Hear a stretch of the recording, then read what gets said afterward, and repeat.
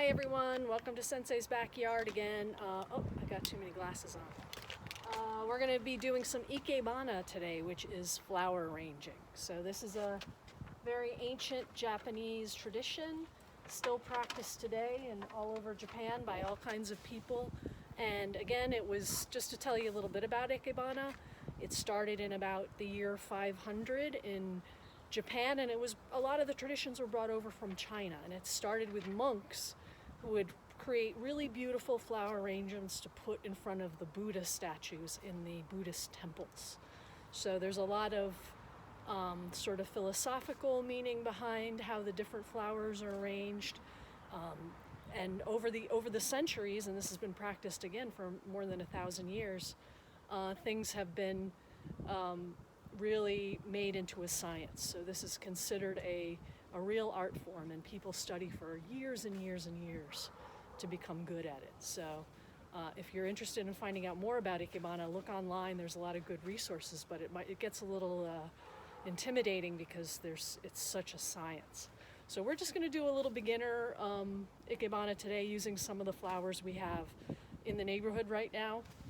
In Connecticut, we don't have a lot yet, but there's a few, so we can do a nice job. You can do Ikebana at all times of the year. You can do it in the winter with berries and pine branches and things, and you can do it, of course, in the summer when you have lots of flowers, but this early spring has a lot of nice stuff as well.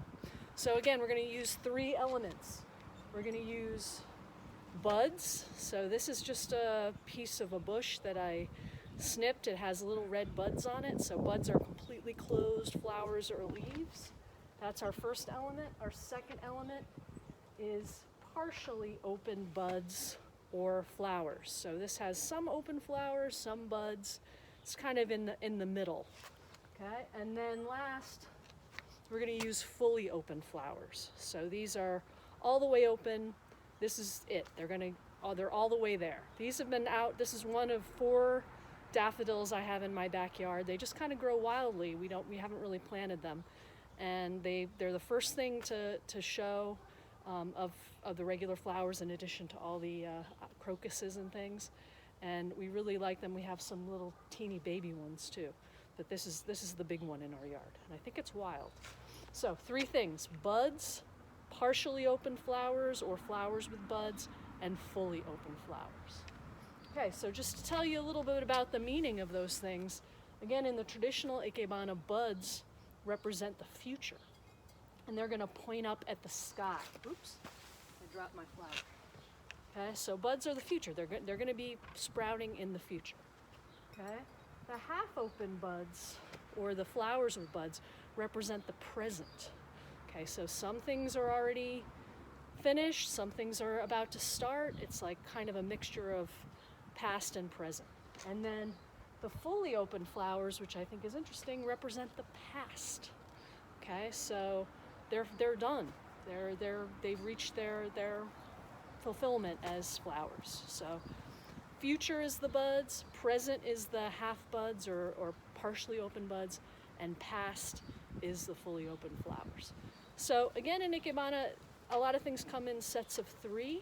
So I chose today this tall, skinny vase. It's the shape is called shin, means tallest or thin, and shin is actually also the word for the highest point of the Ikebana. So today, it looks like the tallest thing I have is these branches. So I'm going to put, this is again representing the present, okay? And they're supposed to point at the sky. So this is the highest point of the arrangement. Okay, pointing at the sky. So one thing also about Ikebana is you never want to use even numbers of things. So 3, 1, but never 4, never 2. You want an odd number. Okay, so that's my highest point. That's my shin. Okay, and then in the middle is going to be these buds, the future. Okay, notice how I'm kind of letting them go off to the side a little bit. They don't have to all stand up in the same direction. We actually want to create kind of a triangular shape with our arrangement. So this is called the soe. It's the middle point. So these buds representing the future are the middle point. And then last, I'm going to take my flower representing the past. It's at the lowest point, okay, which is called, I'll remember, the gyo. No, it's not called the gyo. Sorry, it's called the tai. So the tai is the lowest point. So shin, soe, and tai. So you can see it makes almost a little triangular shape.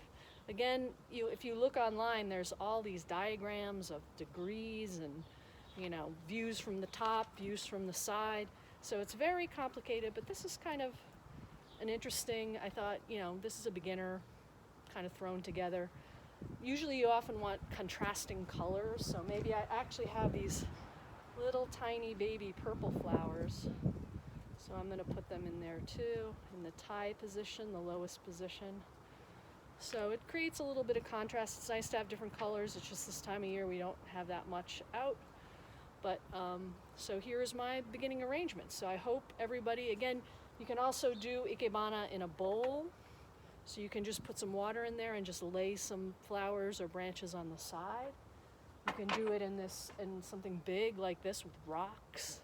So you can use all kinds of things. You can use twigs, leaves, evergreen branches, fruits. I mean, you'll see online you can use anything you want. But this is just a little arrangement created in Hamden from Hamden Neighborhood Flowers. So I hope you enjoy some Ikebana and hope to see everyone soon in the dojo. Sayonara!